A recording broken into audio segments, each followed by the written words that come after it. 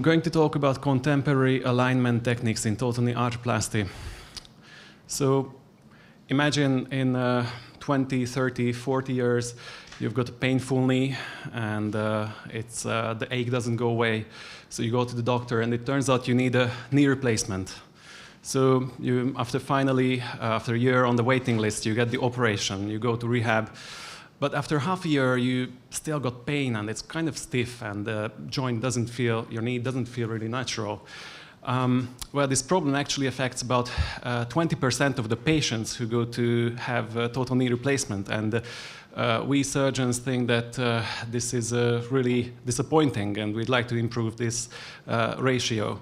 So my research so far has shown that by using more modern personalized approaches such as kinematic alignment in total knee arthroplasty will improve pain reduction and natural feeling of the joint by 5 to 10% after total knee replacement. So we'd like to encourage the more widespread adoption of personalized approaches in total knee replacements.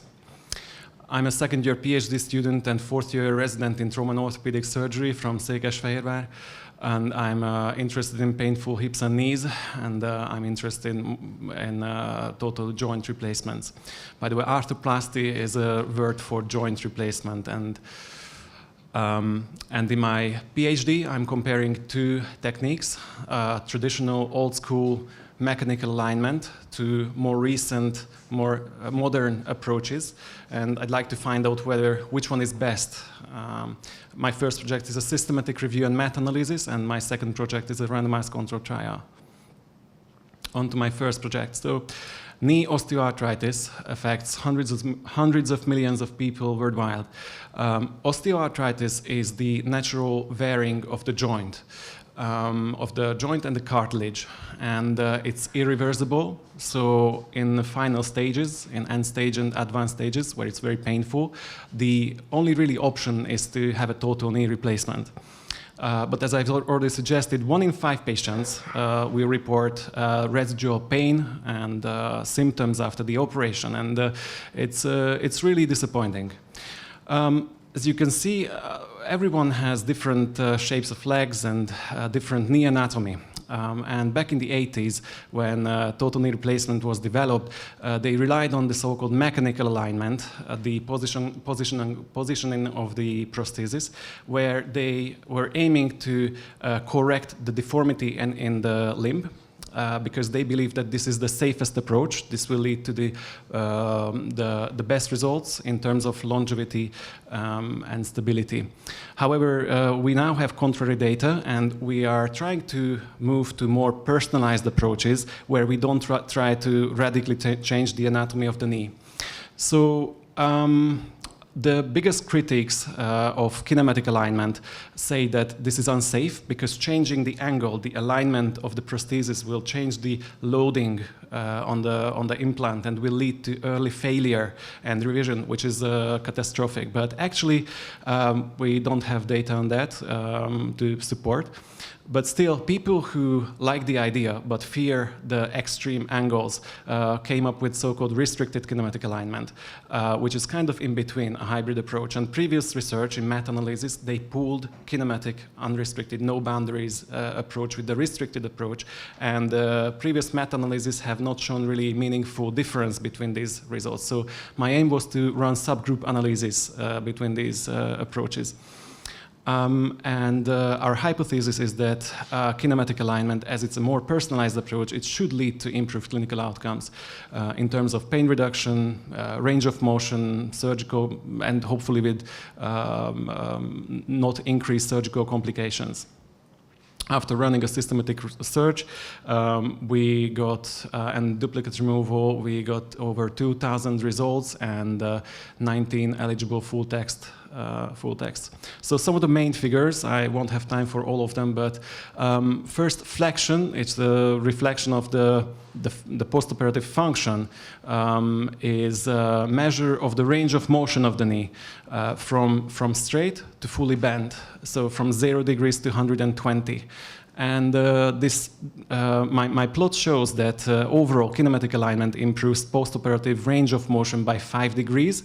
And even furthermore, unrestricted kinematic alignment will almost achieve a 7-degree advantage over mechanical alignment compared to restricted kinematic alignment, where this benefit seems to be smaller. Second, the WUMEC score is a patient-reported, self-reported score where patients are asked different questions, how much pain they have during certain activities, during walking upstairs, pain during night.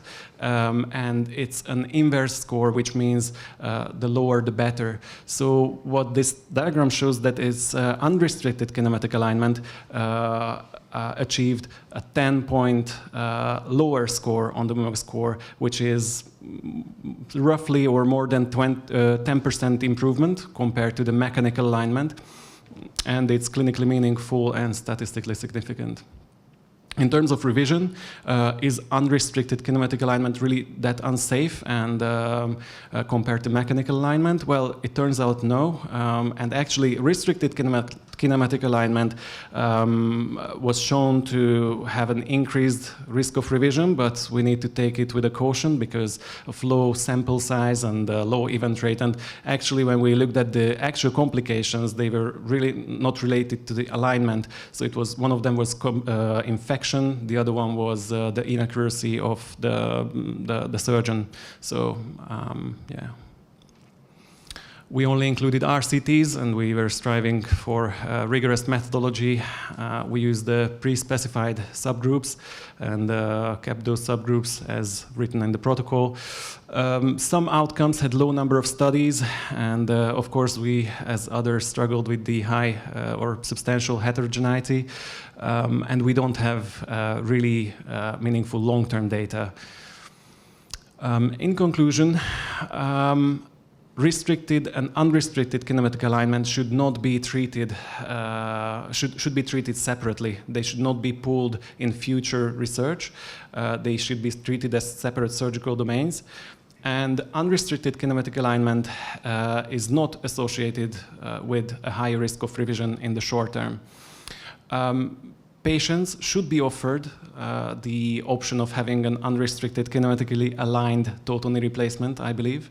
And we will need more high-profile RCTs with long-term follow-up and possibly with subgroups focusing on the relationship of age, gender, and knee anatomy. I've presented the results last year at the Hungarian and international conference, and I've actually finished writing the manuscript. However, it's too long, and I need to cut down on the word count, so I'm still in the finalization part of writing the manuscript. Moving on to my second project, I'd like to compare robotic-assisted personalized alignment with traditional mechanical alignment in total knee replacements in a randomized controlled trial. So I think most of you will have heard about robotic-assisted surgery. It's, we can read about it in the news more often.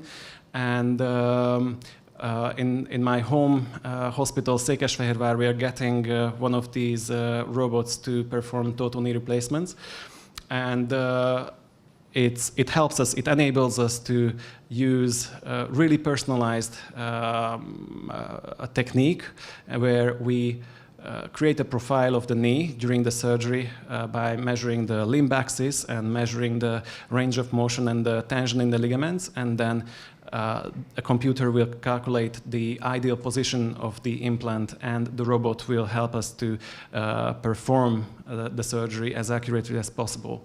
And we really like to find out if this advanced technology will lead to better clinical outcomes. So if things go to plan, I will have written up and submitted my projects by the next progress report. And still not sure exactly what this quote means, but it kind of sounds right. The best possible operation is not always it's not the same thing as the best operation possible. Thank you for your attention.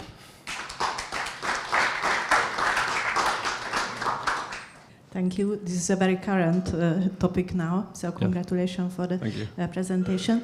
My question is that do you consider it is a new trend in orthopedic surgery or a selective option for physicians? Well, currently there is definitely a trend.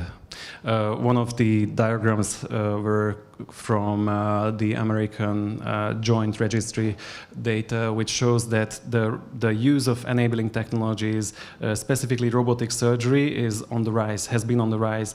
And for various reasons, there could be a debate why, whether this is actually improving clinical outcomes. We still don't have that much data, or whether it is just the marketing. But I think it's my personal opinion that, and I've read it somewhere and I agree, robots won't replace surgeons, but surgeons who use robots will replace the ones who don't use robots, I think, for various reasons. There is obviously a pressure, a marketing pressure, but in the end, I think robots help us really achieve personalized treatment to patients. And this is not just a trend in orthopedics, it's a trend in generally in medicine, which we are striving for. So we can say that will be the new standard. In a few decades, maybe yes. Not in the foreseeable, in the short term, but at some point in the future, I think this will be the new standard. Yes, and also just another comment. I think there will be robots which will be fully automatic, and the surgeon may only be needed to observe for safety reasons, and if there is a technical hiccup. But I think at some point there will be humanoid robots which can perform these surgeries. That's why this is my second question.